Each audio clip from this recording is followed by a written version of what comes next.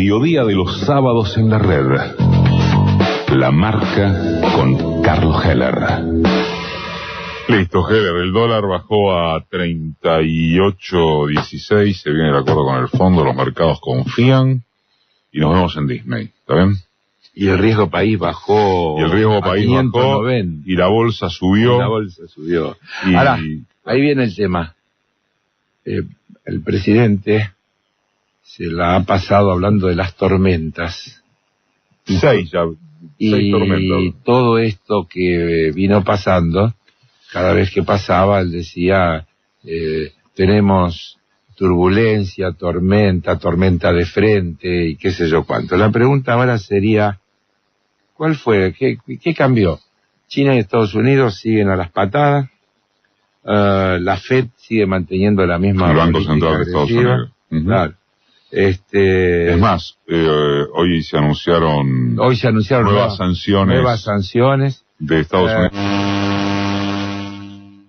Mirá, yo voy a irme echando algunas cosas porque me parece que son de una importancia notable, con el documento que el otro día el Frente Sindical para el Modelo Nacional, la Corriente Federal de Trabajadores y las regionales de la Confederación General del Trabajo, tema que se dice poco, las regionales de la Confederación General del Trabajo se reunieron en Ferro y emitieron un documento, una declaración.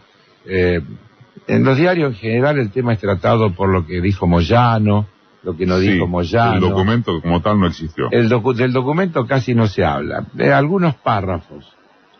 Esta crisis colosal no es fruto de ninguna causa externa, de herencias ni de tormentas, que solo existen en la imaginación del Ejecutivo.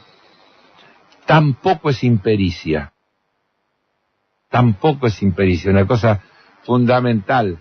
Desde que asumió, el presidente Macri y su equipo de gobierno no dejaron ningún lugar a dudas respecto del plan que iban a implementar.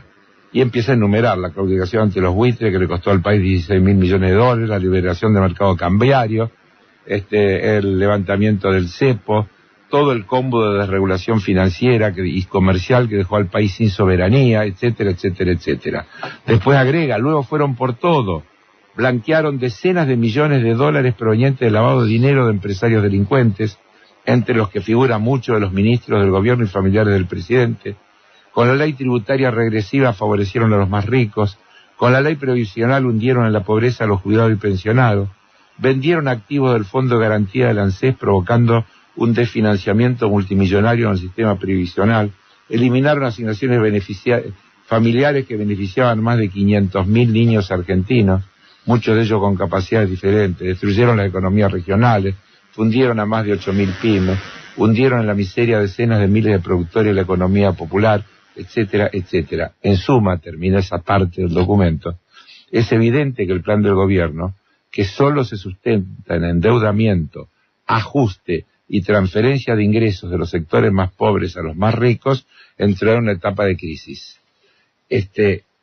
Creo que ese es el enfoque adecuado de la situación y la lectura que hay que hacer, y por eso el gobierno centra, vos lo escuchás al presidente una y otra vez decir lo que necesitamos es que se apruebe el presupuesto y que el fondo nos amplíe el acuerdo. Y a partir de ahí las cosas van a comenzar a funcionar bien. Ahora, en el caso particular de esta semana, sí, donde se nuclean, comillas, baja del dólar, porque yo quiero decir, y lo decía también al comienzo del programa, que hablar de la baja del dólar después de una mega devaluación del 100% en pocos meses me produce entre estupor y asco. Pero bueno, como charlábamos con Mercedes hace un rato, es esto de la construcción de la subjetividad o el cuento de la vaca que vos citaste tantas veces. Sí. Lo digo, baja el dólar, baja el riesgo país, las condiciones no han cambiado. ¿Qué es lo que entonces cambió como para que esto se produzca? La llegada del acuerdo con el fondo, claro, ¿te hace confiar en qué? Claro. Primero, quiero recordar que yo insistentemente vengo planteando que este dólar de cerca de 40 sí, alrededor de era un dólar buscado por este modelo, porque era la manera de licuar el valor de las LEVAC, licuar los gastos de turismo, licuar el déficit de balanza comercial y, sobre todas las cosas, estimado Eduardo, licuar los sueldos, licuar las jubilaciones, es decir, volvernos competitivos según la visión de la competitividad que tienen estos muchachos. Hoy aparece el presidente de la filial local de Toyota, ahora no estoy claro, con estos valores, con claro, este dólar, ahora sí somos competitivos con Brasil. Así es. Entonces, asumamos que la tormenta fue hecha con alevosía. Es decir, que acá se generó, no podían devaluar simplemente diciendo queremos devaluar.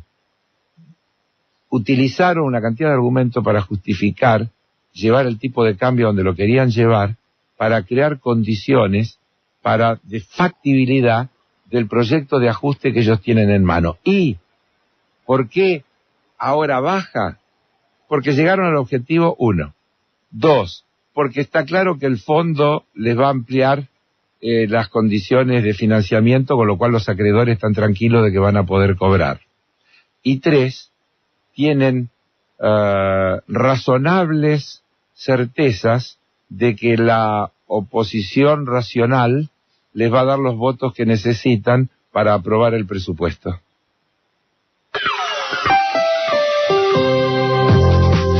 El esfuerzo fiscal estaba rindiendo sus frutos y hasta el primer trimestre de 2018 habíamos encadenado 7 trimestres consecutivos de crecimiento. Sin embargo, ocurrieron una serie de shocks que nos apartaron transitoriamente del sendero de crecimiento. Este no es un presupuesto cualquiera, señores. Este es un presupuesto que está convocando a un enorme sacrificio a los argentinos. Yo no necesito que el funcionario me venga a contar las planillas, que ya las leí. Necesito que me vengan a dar explicaciones. Les está yendo la gobernabilidad en este presupuesto. No sean tan necios. Estamos enfrentando una tormenta y ahora por esta tormenta que devaluó nuestra moneda, que hace la fragilidad que ha tenido la Argentina, y por eso esta tormenta nos costó lo que nos costó, y que nos hace más fuertes para cualquier tormenta que pueda venir desde el mundo. O sea, más allá de esta tormenta. Estamos convencidos de que vamos a retomar el sendero de crecimiento rápidamente, con una economía fortalecida y más previsible. ¿Qué medidas va a tomar usted y el señor Caputo para que el tipo de cambio el año que viene quede en 40 pesos? A veces dicen que lo regula el mercado y que ustedes no tienen nada que ver. A veces que ya pasó la tormenta y la turbulencia. 19-20, después fue a 21, después a 23, después a 30, después a 31, después a 35. En el medio se liquidaron 30.000 millones de dólares de reservas. Si ustedes gastaron 30.000 millones de dólares de reservas interviniendo el mercado para que no suba el tipo de cambio. Fracasaron. Proyectamos una inflación punta a punta de 23% en el año próximo, que compara con una estimación de 42% para el año 2018. En términos de nuestras prioridades presupuestarias, queremos recalcar que este es un presupuesto austero, pero con prioridades claras. Marca de radio. Se escuchaban las voces, igual son identificables, de Graciela Camaño, de Axel Kicillof, de Duhovne y del ínclito presidente que supimos conseguir. Una muy buena de Duhovne fue esto de que finalmente vamos a tener un crecimiento negativo. ¿Sabes que no me puedo acordar dónde vi un chascarrillo de, no es que subí de 80 a 90 kilos, sino que estuve 10 kilos de crecimiento negativo. El presupuesto es un suicidio, pero hay gente que está dispuesta a cometerlo, claro, ¿no? Empezaría con un comentario. Una clave en el tratamiento del presupuesto será la actitud que a la hora de apretar el botoncito, no del discurso, tengan los renovadores y los federales. ¿Tenés alguna duda? Yo digo porque acabo de escuchar a la jefa del Camaño, bloque de los renovadores diciendo que es un suicidio esto, que es imposible y demás. deberíamos suponer que a la hora de apretar el botoncito apretará el que corresponde. Yo lo digo ahora porque como en mis 8 años de diputado vi muchas veces esta cuestión de discursos que no tienen nada que ver con el dedo, es decir, que como que hubiera una disociación entre lo que se dice y lo que se hace, es decir, hago un discurso muy crítico porque es lo que sale luego en la tele, en los diarios y demás, pero doy el voto y consolido y soy racional a la hora de sumar los votos. Quiero aclarar también ahora, lo digo hoy, que alcanza con abstenerse. Dar quórum y abstenerse en una circunstancia como esta suele ser casi lo mismo que votar a favor. Lo digo yo hoy, pido que se tome nota a la hora que hagamos el recuento. Claro, porque esos votos de abstenciones no se cuentan, entonces se cuentan los positivos. Vos tenés más de 129 presentes y mayoría de positivos entre los 129 presentes, ganaste. Sí. Por eso. Bien. A ver, el discurso de Camaño se supone que en teoría no debería dejar lugar a sospechar que va a votar por positivo. Eso, digo, si los renovadores y los federales votaran contra este presupuesto tiene muy pocas probabilidades de resultar aprobado. Pero bueno, dejémoslo, ya veremos. Yo lo hago como un comentario. Yo lo hago como un comentario. Ahora, déjame aclarar que hay mucho contacto por esto. Hubo un corte en planta transmisora en el bloque anterior de 20 segundos. Eso fue lo que pasó. Bueno. Nada más. Vamos al presupuesto. No podemos corregirla porque no sé cuál es 20 segundos. Si no lo podríamos repetir. ¿Hay un aspecto del presupuesto que según tu opinión sea el más grave? Sí, claro. El presupuesto. Bueno, por eso, pero no hay un aspecto en particular. Sí, quiero cuando la ironía... Citabas el caso de las partidas para educación. Pero mira, yo la venía escuchando a Mercedes cuando estaba contigo, y voy a volver a insistir en una cuestión y lo voy a decir de otra manera, pero reafirmando exactamente lo que ella dijo. Estos muchachos dicen que vamos a tener déficit cero, para lo cual van a someter al conjunto de la sociedad a un ajuste fenomenal, con cosas como esta que di como ejemplo, con infraestructura escolar, jardines de infantes, pero desde luego me puedo pasar 2 horas dándote ejemplos similares. Pero la verdad que es una mentira que van al déficit cero.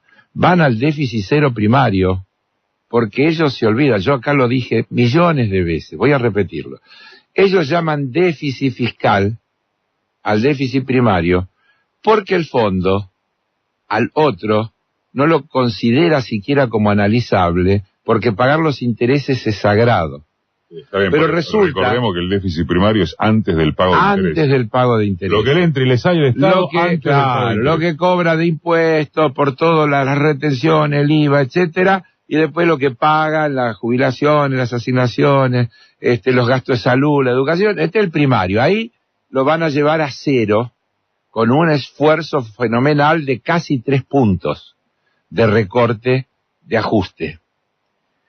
Pero la misma guita que se van a ahorrar a costa de el ajuste de los sectores más vulnerables de la sociedad va a aumentar en intereses que van a crecer, si se cumplen las expectativas. Los intereses de la deuda. Los intereses van a crecer, el pago de servicios, lo que le va a erogar, lo que va a salir por intereses, va a ser un 48,9% más que en el 2018. Es decir, van a recortar partida de educación, van a recortar salario, van a recortar de todo para juntar, para pagar los intereses que ya van a equivaler a 3,2 puntos del PBI. Es decir, que cuando ellos te digan déficit cero, vos acordate que es menos 3,2 el cero de ellos. Está clarísimo. El cero de ellos es menos 3,2. Si querés tener una idea, ese menos 3,2 debe ser un número que hay que ubicarlo entre, 15 y 18 mil millones de dólares, debe andar por ahí, no lo tengo exacto, que se van a ir en intereses y que todos estos mercados festejan porque lo que está claro que el ajuste va a garantizar que la plata para pagar los intereses va a estar y que por lo tanto vuelve a ser un negocio entrar en la calecita porque el gobierno arma, aclaro, con una medida intervencionista como es el tema de las bandas. O sea, entre cuánto y cuánto tiene que Es estar una manera de intervenir. En vez de decir está tanto, dice está entre tanto y tanto. Si pasa de esto, vendo. Si baja de esto, compro. Interviene en el mercado. Es decir, el gobierno reconoce y el Banco Central reconoce en concreto que hay que intervenir en los mercados. No lo dice así, entonces lo llama Kraulpleck, que parece vaya a saber qué cosa, pero es nada más que eso, es intervenir comprando, vendiendo. Si pasa para arriba o para abajo de una banda donde quieren tener el tipo de cambio, que es la que, como expliqué en el bloque anterior, quieren tener para poder obtener el ajuste que están buscando. Con ese tipo de cambio administrado, ellos esperan, además de los 20.000 millones más de dólares, 15, 20.000 que les daría el fondo y el adelanto, etcétera, etcétera, que la parte financiera del proyecto camine. Hasta el 2019. Y ya empezó, vuelvan a entrar dólares, porque la tasa del 60% les va a permitir la bicicleta. Vuelve a ser muy atractiva si al gobierno le va bien con esta administración del tipo de cambio que ha iniciado. Te veo particularmente... No digo que impactado, pero interesado en el documento del Frente Sindical de los Trabajadores. Sí. Bueno, citaste de hecho una parte, ¿no? Que tiene que ver con la no tormenta externa, sino con todo lo que hemos hecho. Me parece porque es un paso. Cada vez que nosotros hablamos acá, y yo en general en mis notas termino hablando de lo mismo, de que hay que construir una alternativa para que el 10 de diciembre del año que viene en la Argentina empiece un proceso distinto y que ese tiene que ser un proceso en el que podamos volver a enamorar a una gran parte de argentinos, a entusiasmar, a tener expectativa, etcétera. Y uno de los grandes déficits que siempre tiene la idea de esas construcciones es que falta la pata sindical del movimiento obrero. Entonces, esto que se está construyendo, porque ya no es la CTA que tiene los gremios estatales, ya no es la corriente federal de los trabajadores, que son ciertos grandes gremios, como los bancarios, o como el ESMATA, o como camioneros, sino que acá están además las regionales de la CGT. Uno podría decir que fuera de esto lo que quedó es la cúpula de la CGT, pero que es un enorme paso en mi visión, espero que no sea solo entusiasmo, hacia la construcción de un espacio sindical con fuerte contenido, con vocación combativa, pero con una propuesta. No es solamente de protestar diciendo esto está mal.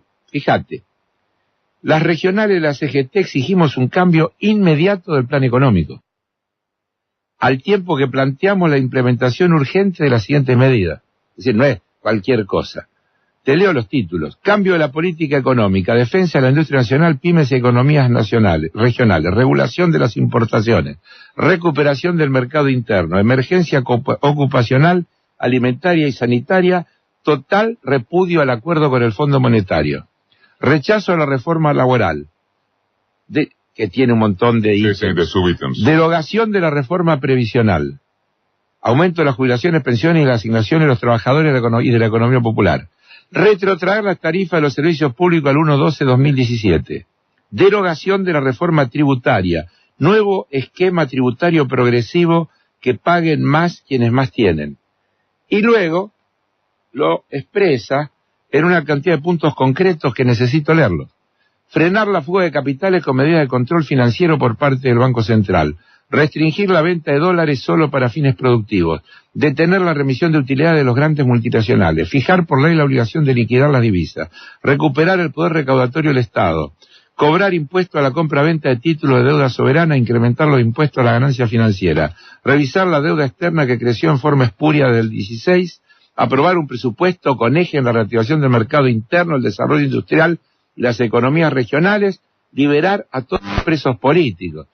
Y termina, Eduardo, hacemos un enérgico llamado para constituir un frente nacional y patriótico a todas las formaciones partidarias que se denominan de oposición alrededor de un programa de compromisos concretos para superar esta hora crítica. ¿Esas son las regionales de la CGT? Y la corriente federal de los trabajadores, etcétera, etcétera, etcétera. Entonces, me parece una señal alentadora, un dato de la realidad importantísimo, que nos saca de las anécdotas, que nos saca de un montón de cuestiones, y un claro señalamiento del rumbo hacia el que hay que ir y hacia dónde hay que contribuir con el trabajo de cada uno de nosotros para consolidar esos proyectos. Pasó Heller.